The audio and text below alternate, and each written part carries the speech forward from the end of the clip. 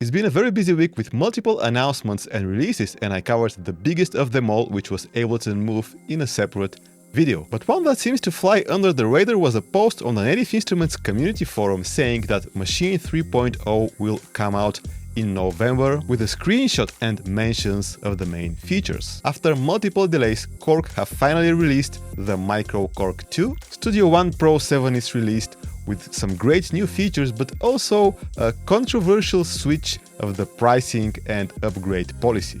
So the main story this week for regular viewers of this channel is that Native Instruments Chief Product Officer Simon Cross has publicly shared details of the upcoming Maschine 3.0 software on the Native Instruments community forum. So we are not talking about leaks and rumors. This is legit info from Native Instruments available publicly for anyone to read, so let's do that. So here is the October community update, and it's a recap of everything they've released in the past month, which is quite a lot. And in the end, we get this glimpse of the new Maschine software. I know many of you have been waiting for news about Maschine, and we'll be releasing an upgrade to the software in November that brings several features including stem separation, MIDI editing workflow improvements, per scene tempo, a basic Control S-Series MK3 integration, a modern interface, and many other small but valuable improvements. There was a long list of features requested by the community, and while we've not been able to build them all yet, but this upgrade significantly expands what you can do with Maschine. We'll also be releasing a new content library called the Maschine Central with 128 multi-sampled instruments that are fully compatible with Maschine Plus, as well as 70 new kits and over 100 new presets. You'll be able to purchase the software upgrade on its own or purchase both the software upgrade and Maschine Central content library. And so we also have this screenshot that while it doesn't show any of the new features, we can see that they're looking to make their user interfaces more consistent, so it looks more like complete control or contact. So we can't make any definitive conclusions from this, but we can see that they are not really going full DAW, and Maschine will remain a groovebox, which is honestly fine with me, and it seems that stem separation is the flagship feature, but I'm eager to hear your initial thoughts on this down in the comment section. It's good that Maschine is very much alive and will continue to be updated and developed, and honestly I'm not really hungry for new features, but that's just me. I'm an Ableton Live user as well, so maybe someone who uses Maschine exclusively for everything may have hoped for more DAW-like features. But I don't know, it's still early days, but let me know what you think down in the comments. Now let's just sneak in a quick Ableton Move update, and with all the negative comments that we see online, you would expect that it wouldn't sell well. But it seems that when it comes to people voting with their wallet, things are quite different. According to Ableton's website, Move has been sold out in the EU, and buying directly from Ableton is the only option for Europeans. Luckily, I ordered mine on launch day and it will arrive here on Tuesday. It's also sold out in Japan, but for people in the UK, United States, Australia and Canada, it's still available, and in the United States you can also buy it through a major retailer like Sweetwater. In our next story, Korg have finally released the MicroKORG 2 after announcing it back in January and after multiple delays. It was supposed to come out in the summer, and it's not even available worldwide at the moment. Japan, Australia and the United States already have it, and people living there can already buy it,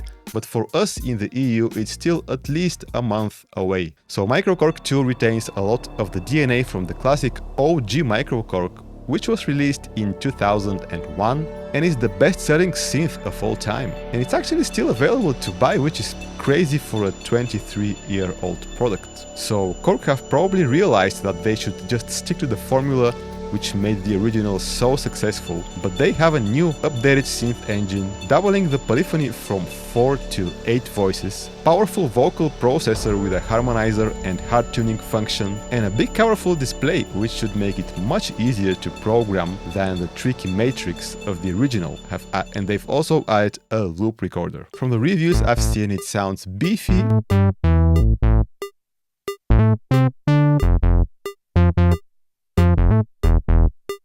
but build quality is... makes a few noises like...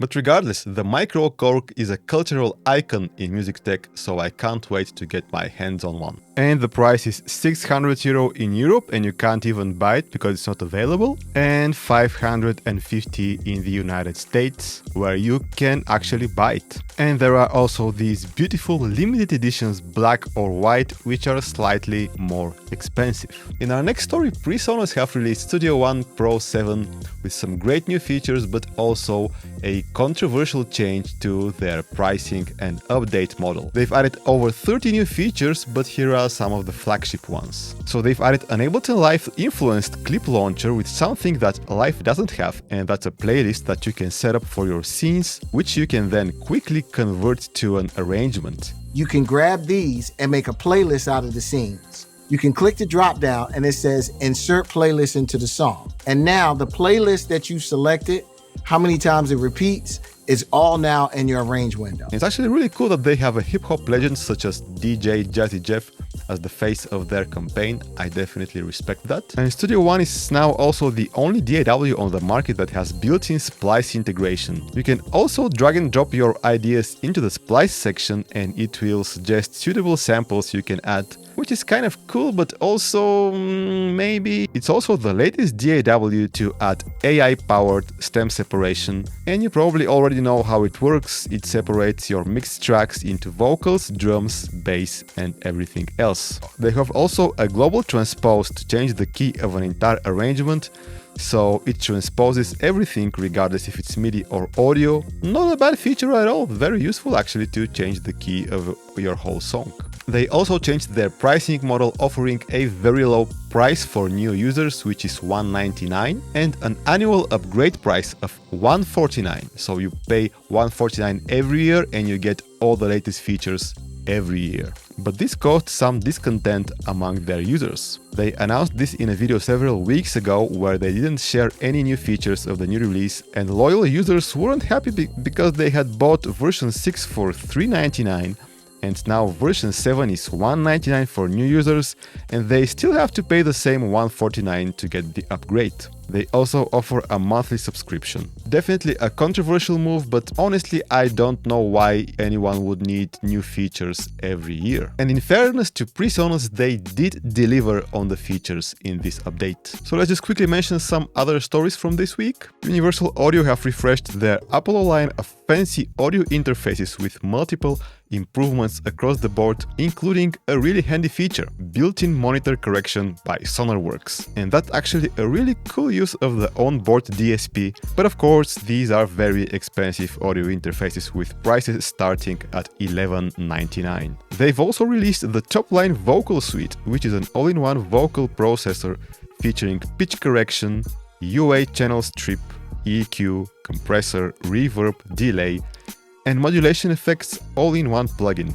And they also include a key finder to get the right key for tuning your vocals. I have to say the UI looks beautiful, but really expensive with a regular price of $436, and it's now being discounted at 50% off to €217. And Arturia have released Synthx V, a recreation of the legendary Italian synth Synthx. They market it as the ultimate tool for rich symphonic analog sounds, and it's a multi-timbral synth with dual-layer architecture, and it definitely looks and sounds massive. And it's a flagship synth, so definitely not cheap. The price is $199, but if you have already bought some of their products, you can log into your account and they will give you a very discounted offer. So yeah, very busy week. Give the video a like if it was useful and informative, and if you want me to make more of these videos every week. Subscribe to the channel if you are new here and you find this content valuable, and I will catch you later.